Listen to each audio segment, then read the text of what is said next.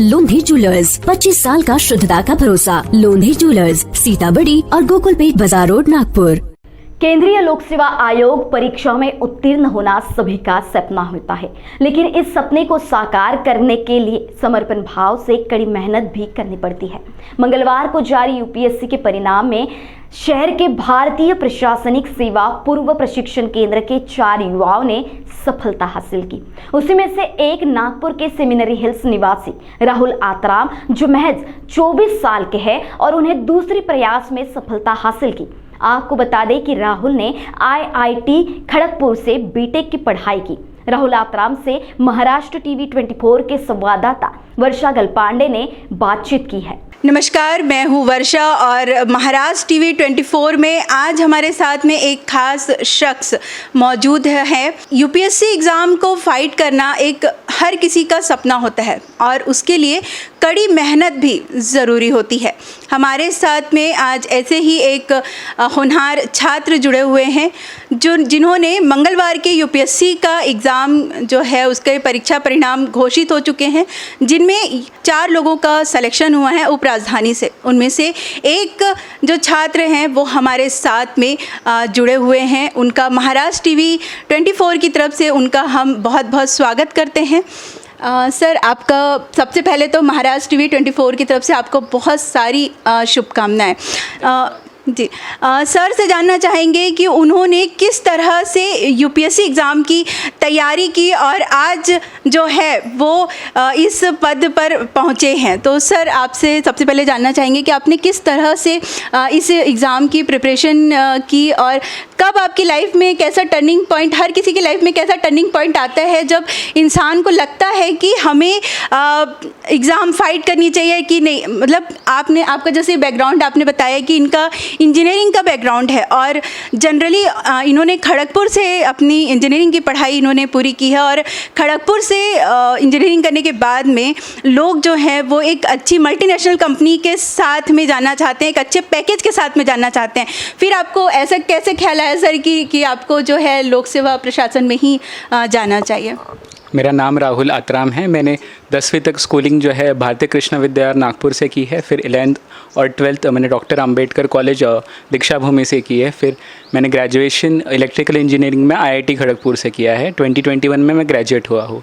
Civil services के प्रति जो मेरा रुझान था काफ़ी बचपन से था। मुझको अवेयरनेस थी कि आईएएस क्या होता है, आईपीएस क्या होता है, कलेक्टर क्या होता है, ज़िला परिषद का क्या रोल होता है। इसके बारे में काफ़ी बचपन से अवेयरनेस थी क्योंकि मेरे पापा स्टेट एडमिनिस्ट्रेशन में सर्व कर चुके हैं इसलिए।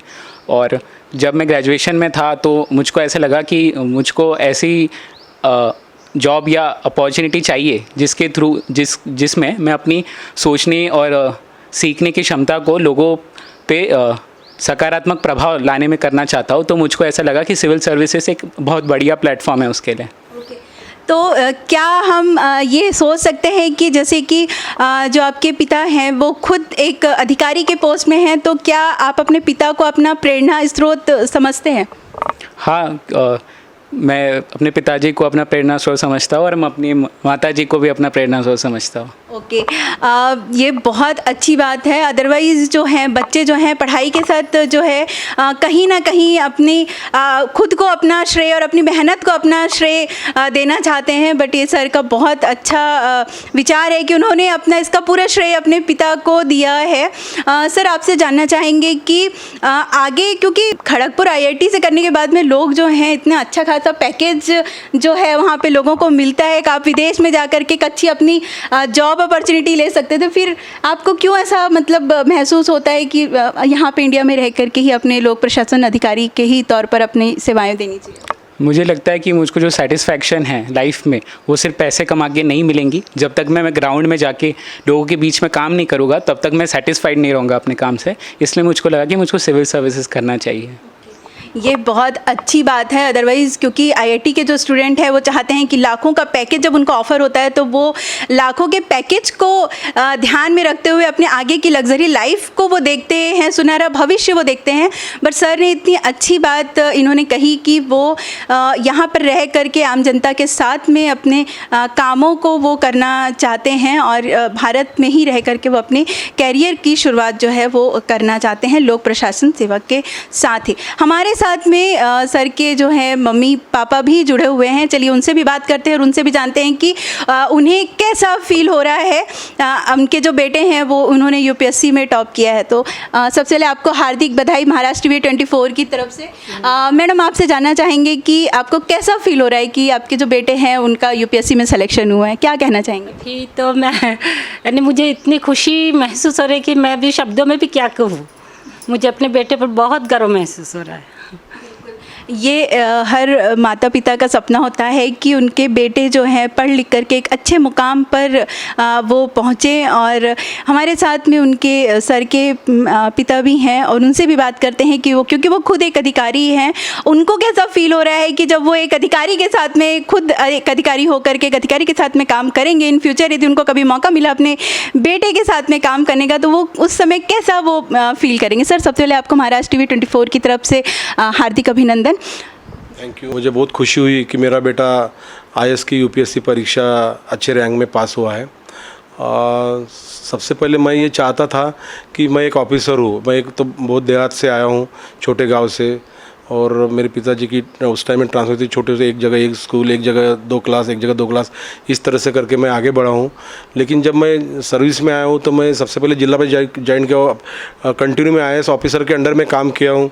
जैसे मैं जिला परिषद चंद्रपुर, नागपुर, बुल्ढाना, नाशिक, हर जगह काम किया हूँ, यवतमाड़। तो उस पोस्ट की मैंने चमक धमक देखा हूँ नज़दीक से, आईएएस ऑफिसर क्या होती है। मुझे लगता था कि मेरे भी बेटे आईएएस ऑफिसर बनना चाहिए। तो मैंने मेरे दोनों बच्चों को, जब मैं नागपुर में जिला परिषद में समाज कल्याण अधिकारी था तो मेरे दोनों बच्चों को मैं कलेक्टर की कैबिन दिखाया था, जब मुखर्जी साहब कलेक्टर थे, कि देखो बेटा कलेक्टर की कैबिन ऐसी रहती है। ये छोटा था, वो थोड़ा अच्छा था। तो अगर अच्छे अपन पढ़े लिखे, अच्छा एजुकेशन हासिल किए तो एजुकेशन से हर चीज़ अपन हासिल कर सकते हैं। तो एक उसका उद्देश्य यही था, अनौपचारिक एजुकेशन, जैसा कि बच्चे इससे कुछ इम्प्रेस हो, कुछ तो भी सीखे या कुछ तो भी उनके दिल में एक प्रेरणा स्रोत जागे। तो उसका मुझे आज अच्छा लग रहा है कि मेरे बच्चे के दिल में भी आईआईटी होने के बाद उसको कुछ भी पैकेज, आपने कहा ही है कि कुछ भी पैकेज मिल सकता था, लेकिन उसने कुछ भी नहीं सोचा कि मुझे पैकेज की नौकरी चाहिए, मैं कई कंपनी में जाऊँ। और उसने आईएएस के ये यूपीएससी के पीछे लग गया हो और पहले ही चांस में हो, पहले इसमें जब उसका रिजल्ट भी लगने का था आईआईटी का तो प्रीलिमिनरी पास कर चुका और मेन कुछ थोड़े से मार्क्स से उसका मेन गया था और दूसरे इसमें तो क्वालिफाइड भी हो गया। आप देख ही रही है। मुझे बड़ी खुशी महसूस हो रही है क्योंकि हमारे इधर गढ़चिरौली जिले का अभी तक कोई आईएएस नहीं हुआ। शेड्यूल ट्राइब में तो बिल्कुल ही नहीं हुआ। नागपुर में भी ऐसे कोई शेड्यूल ट्राइब के अभी तक आईएएस नहीं हुए। तो मुझे बहुत गर्व महसूस हो रहा है मेरे बेटे पे। सर ने इतनी अच्छी बात कही कि मतलब वो खुद एक आईएएस ऑफिसर के साथ में उन्होंने जगह जगह जो है अपनी सेवाएं दी हैं, उनके साथ में उन्होंने काम किया है। और उन्होंने इतनी अच्छी बात कही कि उन्होंने पहले ही अपने बच्चों को जो है उन्होंने पहले ही उनको बताया कि आईएएस का कैबिन कैसे होता है, आईएएस कैसे बैठते हैं। और उन्होंने बताया कि देखिए ये आईएएस का होता है ऑफिस, आपको भी आज नहीं तो कल इसी तरह एक आईएएस ऑफिसर बन करके सामने आना है। तो उनका जो है एक पिता का सपना था कि उनके जो बेटे हैं उनमें से कोई ना कोई एक आईएएस अधिकारी के रूप में या यूपीएससी एग्ज़ाम फाइट करें। तो जो है उनका सपना जो है माता पिता का आज पूरा हुआ है। और कहते हैं कि पिता हमेशा बाहर रहता है, माता जो होती हैं वो घर पे रहती हैं।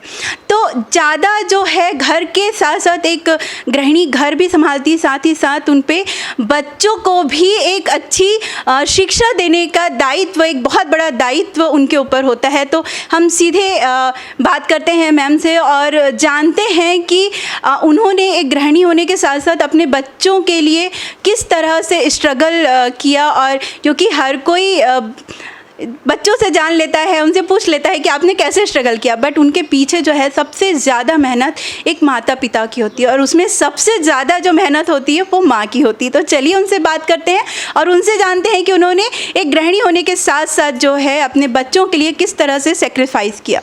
मैम बताइए। हाँ, एक यानी बच्चा जैसे उसको एक बहुत बड़ा सपोर्ट, उसके भावनाओं को जानना, वो यानी कैसा महसूस कर रहा है उसको संभालना, उसको तसल्ली देना, बस यही मैं उसका काम करती थी। और उसके खाने पीने का ध्यान, बस हाँ, खाने के बच्चे मेरे बहुत शौकीन हैं, इसलिए उनके खाने का ध्यान रखते हुए उन्हें जैसे बना कर देना है वैसे मैं बना कर देती थी। और वह यही मेरा सपोर्ट था उनका। और बस वो खुशी से पढ़े, उनको मेरे हिस्से जो सपोर्ट मिल सकता मैं वो देती थी। और बस खुश रहे, उसका मन इधर उधर विचलित ना हो और वो बराबर पढ़ाई करे, यही मैं चाहती थी। जो है माता जो होती हैं वो जैसे इन्होंने कहा वैसे हर बच्चे की जो माँ होती है उनका पहला दायित्व होता है कि बच्चे को पढ़ाई के साथ साथ उनकी जो सेहत है वो भी तंदुरुस्त रहे, क्योंकि कहा जाता है कि हेल्थ इज़ वेल्थ। तो जब आपकी सेहत ही अच्छी रहेगी तभी जो है सारा काम जो है बच्चे वो कर पाएंगे। और शायद इसी के लिए जो है माँ सबसे ज़्यादा खाने पे स्ट्रिक्ट होती है और खाने पे ज़्यादा दबाव देती है। टाइम टू टाइम खाने का उनको देना, उनको टिफ़िन देना, उनको सारी जो चीज़ें हैं सुबह उठाना, ये सारा दायित्व जो है वो एक माता के कंधे पर होता है। और क्योंकि पिता जो होते हैं वो फाइनेंशियली सपोर्ट ज़रूर करते हैं, बट जो मेंटली सपोर्ट और बाकी चीज़ों का जो ख्याल है वो एक माँ ही बेहतर बच्चों के लिए कर सकती है। दर्शकों, मैं आपको बताना चाहूँगी कि जो राहुल जी हैं उन्होंने बिना कोचिंग किए हुए ही सेल्फ स्टडी के माध्यम से उन्होंने यूपीएससी टॉप किया है। बहुत से बच्चे होते हैं जो दिल्ली में या अलग अलग जगह पे जाके बड़े बड़े इंस्टीट्यूट में जा कर के लाखों पैसे खर्च करके जो है पढ़ाई करते हैं, उसके बावजूद भी उनका सिलेक्शन में कहीं ना कहीं कुछ चूक की वजह से उनका सिलेक्शन नहीं हो पाता। और इसमें बहुत बड़ी बात है राहुल जी की, जिन्होंने बिना कोचिंग के सेल्फ स्टडी के ज़रिए जो है उन्होंने अपना जो है यूपीएससी में उनका सिलेक्शन हुआ है। तो इस बारे में उनसे जानना चाहेंगे कि वो किस तरह से उनका जो डेली रूटीन होता था वो किस तरह से होता था।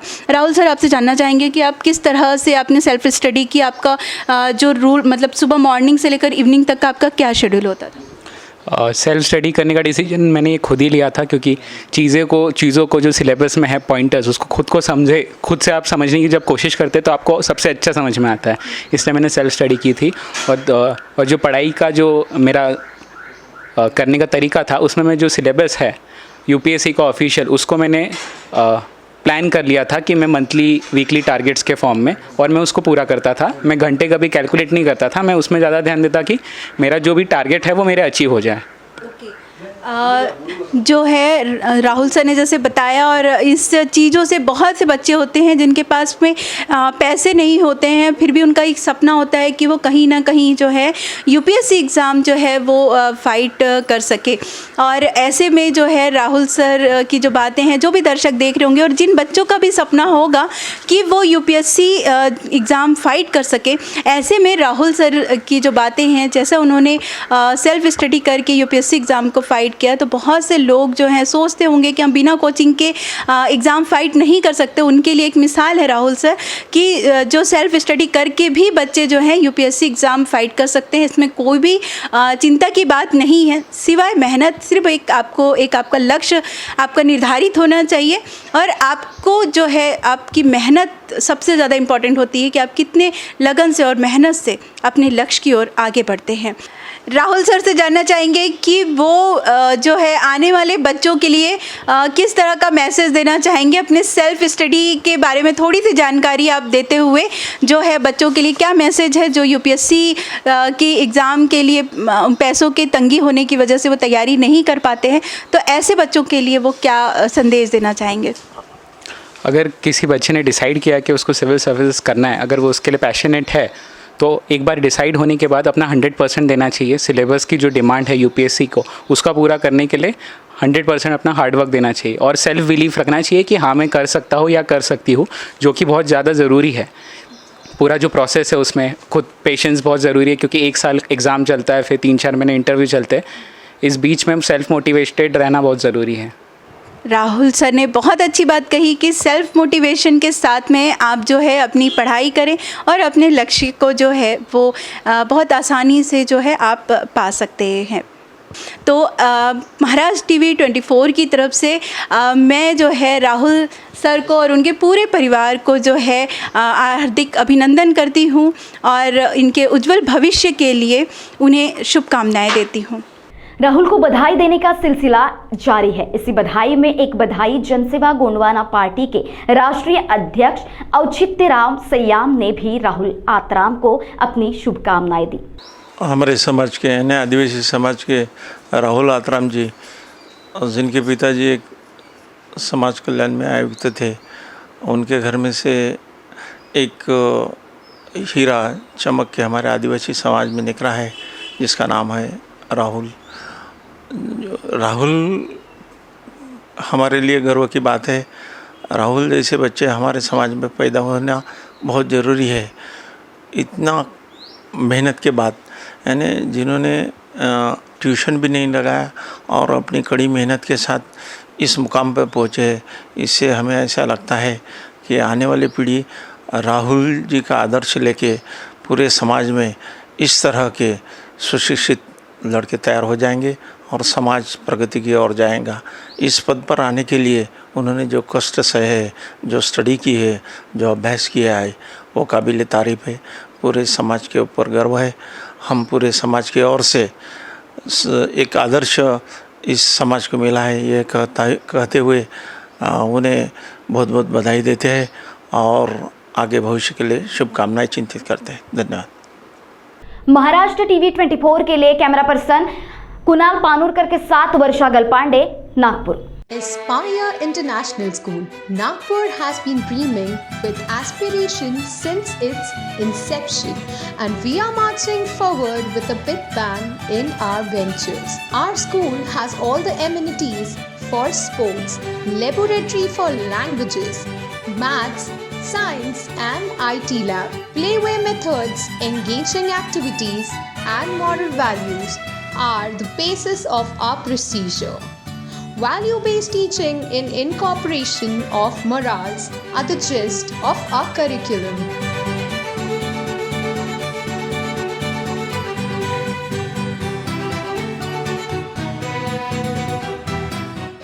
Are you looking for best coaching institute? Then come to ANS Academy. Answer to all your dreams. Co-founder and director of ANS Academy, Mr. Nihal Shahare and Mr. Jay Edliwar provides you best teaching methods, IITG, Main plus Advanced, NEET, MHT, CET plus 11th or 12th, 8th, 9th, 10th Foundation, MHT, CET crash courses. Choosing ANS Academy is best thing for students. We provide monthly career counseling, monthly online test, 24/7 doubt clarification, batch size 30, experienced faculties, pick and drop nearest metro, residential facility also available. Let's achieve your dreams together.